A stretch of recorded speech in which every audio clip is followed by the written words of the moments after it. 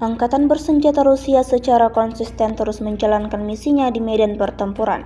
Baru-baru ini beredar sebuah rekaman di media sosial Telegram pada Kamis 7 November 2024. Pada hari libur profesional mereka, perwira intelijen militer dari kelompok pasukan pusat menghancurkan musuh di arah Krasnoarmeysk. Pengintai mengidentifikasi dan menghancurkan posisi musuh sepanjang waktu, melakukan penyergapan dan aktivitas pengintaian dan pencarian. Dapat dilihat dalam rekaman, kendaraan militer Ukraina tak bisa lolos dari serangan militer Rusia. Hingga video ini beredar, beragam komentar dituliskan warganet.